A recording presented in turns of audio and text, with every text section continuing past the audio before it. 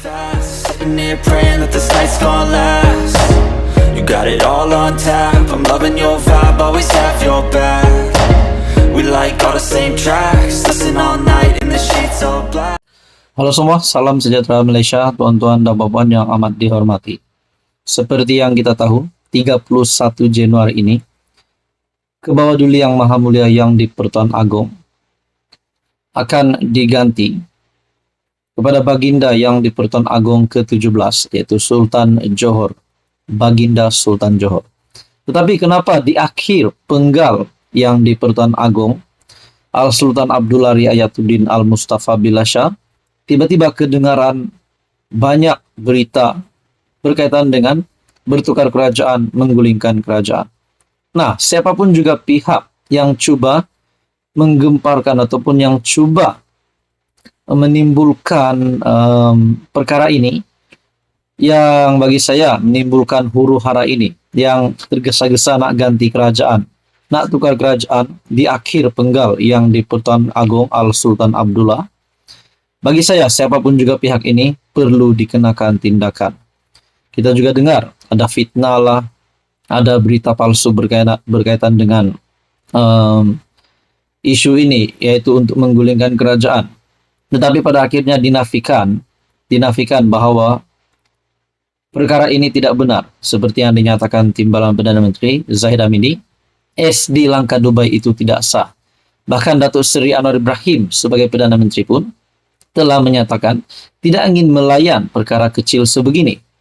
Nah, saudara-saudara, kalau benar rasuah RM1 bilion yang kita dengar baru-baru ini memang ada, siapapun juga pihak itu perlu ditangkap, perlu dikenakan tindakan undang-undang.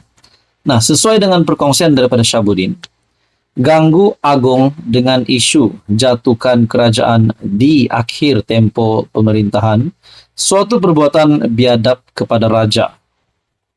Semua rakyat Malaysia, bahkan hampir seluruh dunia, tahu tempo pemerintahan Sultan Pahang, Al-Sultan Abdullah Riayatuddin Al-Mustafa Billah Shah sebagai Yang di-Pertuan Agong akan tamat pada 30 Januari 2024. Bermula 31 Januari, Agong baru ialah Sultan Johor, Sultan Ibrahim, Sultan Iskandar, yang akan memainkan peranan sebagai ketua negara sehingga 2029.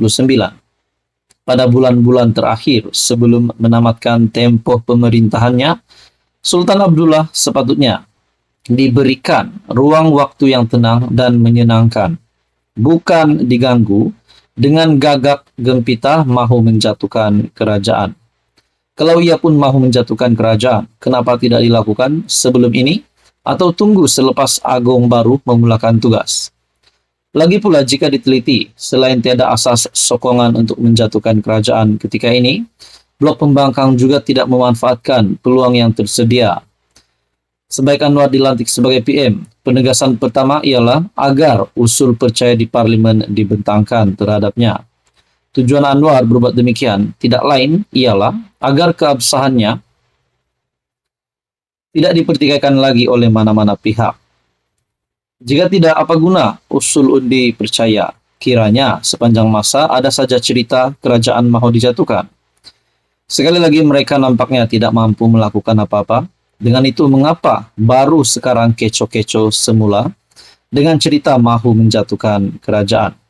Dan kenapa mesti menyusah, mengganggu dan menyerabutkan pemikiran Agong yang bakal menamatkan tempo pemerintahan dengan isu menjatuhkan kerajaan?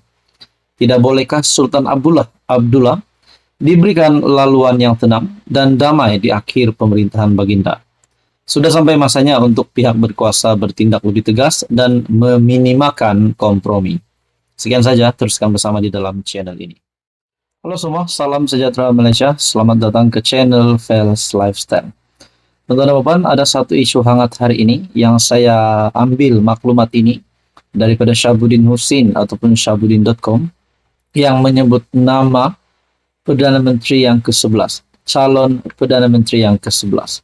Kalau ini benar berlaku, selamat tinggal Mahathir, selamat tinggal Perikatan Nasional ataupun siapa sahaja yang mempunyai impian untuk menjadi Perdana Menteri ke-11.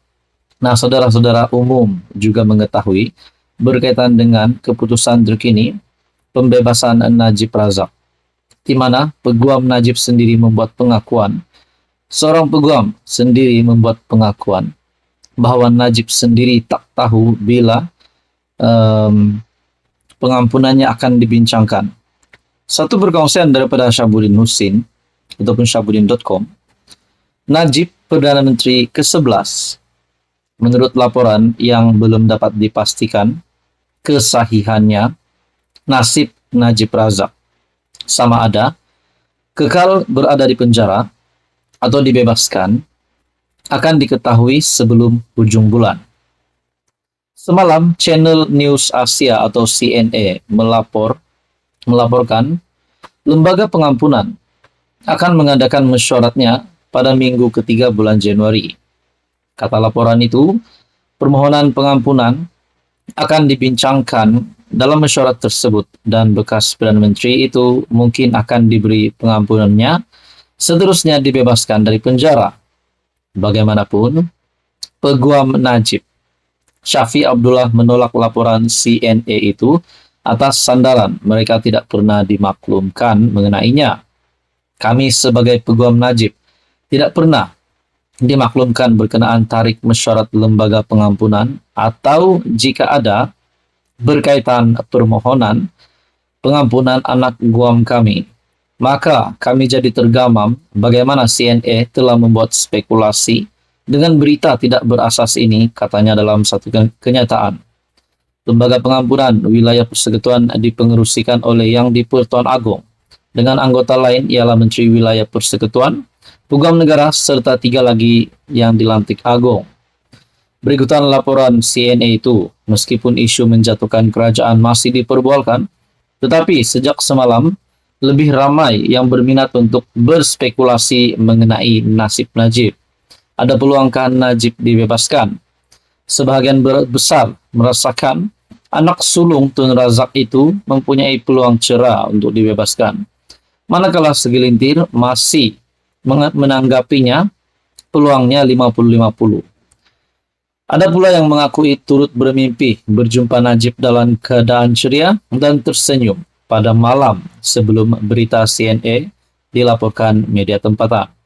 Barangkali secara kebetulan, serentak dengan penularan berita mengenai laporan CNA, semalam juga Agong telah berkenan merasmikan Menara Merdeka 118 yang pembinaannya diilhamkan oleh Najib ketika beliau memegang jawatan Perdana Menteri. Nah, di dalam artikel ini menyebut juga, sebenarnya sukar meramalkan sama ada Najib akan dibebaskan atau kekal berada di penjara. Cuma insting saya kuat mengatakan, jika beliau bebas, beliaulah yang akan menjadi Perdana Menteri ke-11 selepas ini, menurut Syahabuddin. Nah, saudara-saudara, dalam hal ini saya sendiri banyak ditanya mengenai kedudukan Najib, jika benar lembaga pengampunan akan bermesyuarat sebelum ujung bulan ini. Nah, saudara-saudara, apa komen Anda? Menurut Syahabuddin, insting beliau kuat mengatakan, jika Najib dibebaskan, beliaulah yang akan menjadi Perdana Menteri ke-11. Apa komen Anda? Sekian saja, teruskan bersama di dalam channel ini.